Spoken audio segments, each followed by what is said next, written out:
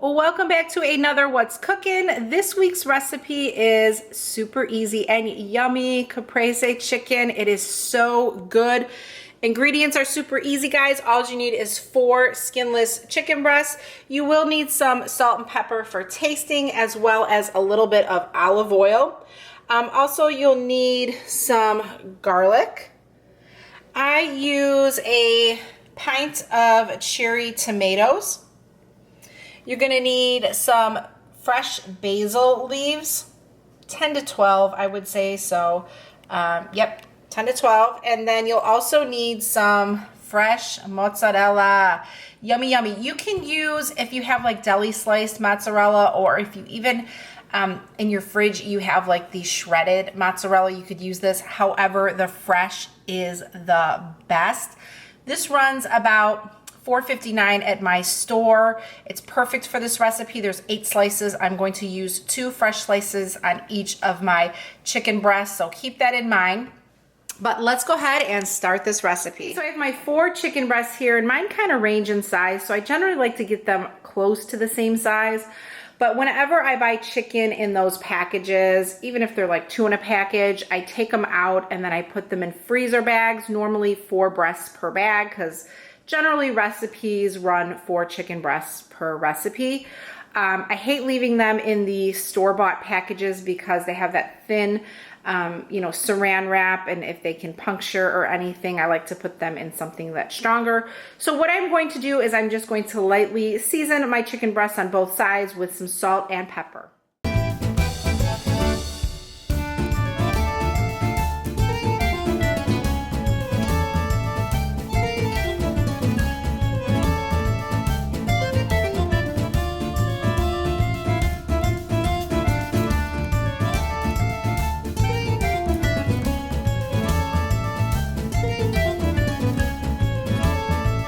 So now what I'm going to do is I'm going to add about a tablespoon of olive oil into a pan, and we are going to go ahead and start cooking the chicken breast.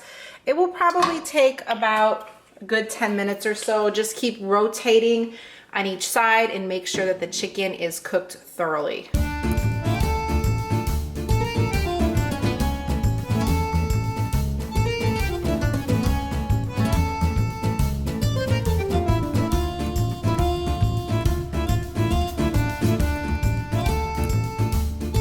And while the chicken is cooking, I'm going to be doing a couple things. First of all, I'm going to need 3 cloves of garlic minced, so I'm going to go ahead and take care of that.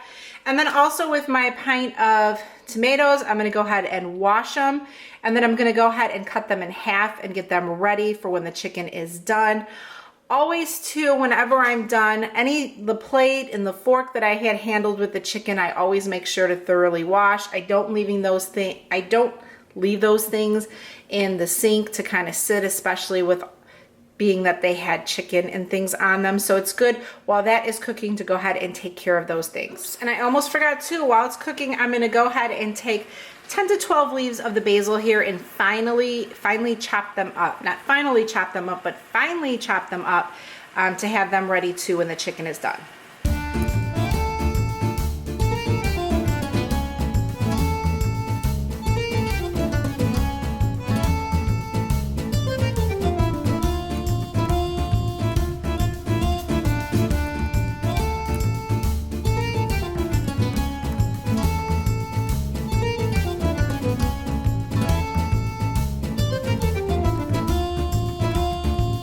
My 3 cloves of minced garlic, and then I also have my chopped basil. I used 12 leaves. I love basil, so I'm not afraid to have more of it in there. If you like more, add more. Okay, check in the chicken. It is cooking very good. You can see it starting to brown just a little bit. So we're gonna keep this cooking. Okay guys, so my chicken is done. This definitely took more than 10 minutes because my chickens were pretty big. So what I'm going to do is I'm going to take the chicken and put it on a plate and then just cover it with some Reynolds wrap, because we're going to keep it warm and then throw it back into our pot shortly.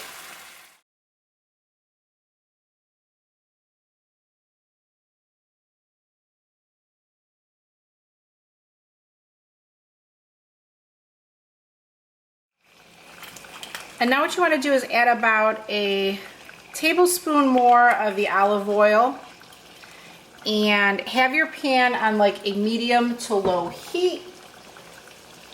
We are going to go ahead and add in the minced garlic and cook that for about a minute or so.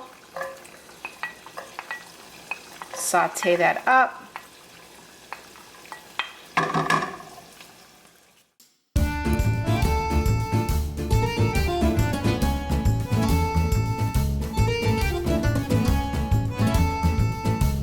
Okay, it's been over a good minute, so now we're going to go ahead and add in our tomatoes. And again, we're on a medium to low heat. And we're going to go ahead, and I'm probably going to turn it down a little bit lower actually, and just cook these for about 5 minutes. You'll see them just start to wrinkle a little bit, so you'll know that they are done once they start doing it. And mix them in with all the good garlic here. Okay, so it's been a good 5 minutes. You can see them starting to wrinkle up a little bit. So what I'm going to do is I'm just going to add in our basil.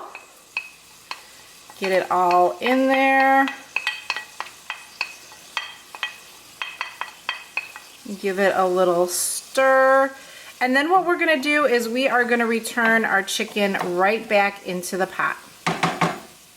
Okay, so I'm just going to kind of move everything to the side here. Try and fit the chicken in so we can load all that good stuff on top of it. These chickens are pretty big. And whenever I test my chicken, I always test it with the biggest chicken breast. I just cut it through the middle and make sure that it is fully cooked there. So all of that is there. Now what we're going to do is we are going to take our mozzarella cheese, and I'm actually going to turn off the heat when I do this and put 2 slices of mozzarella cheese on top of each of the chicken breasts and let it just melt naturally.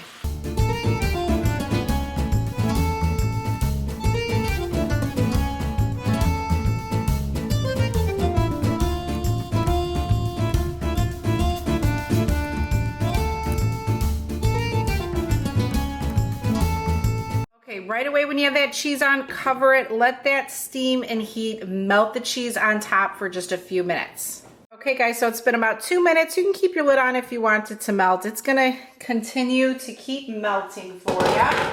But what I like to do is just spoon up some of the basil and tomatoes and load it up on my chicken. There's a whole bunch on the side, so scoop as much as you can. And what I like to do is drizzle it with some balsamic vinegar. You don't have to, you can if you want to.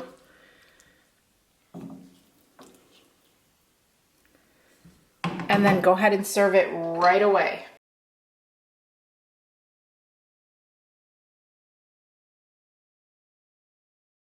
Okay guys, and here we have it. It's all set. Caprese chicken with, I made a little bit of angel hair pasta. This works well with any kind of like buttery noodles or a green salad, garlic bread, whatever you want to pair it up with. So thanks again for watching. If you enjoy these What's Cooking videos, definitely be sure to hit that subscribe button and join me each week for a new recipe. Have a great week, guys. Bye-bye.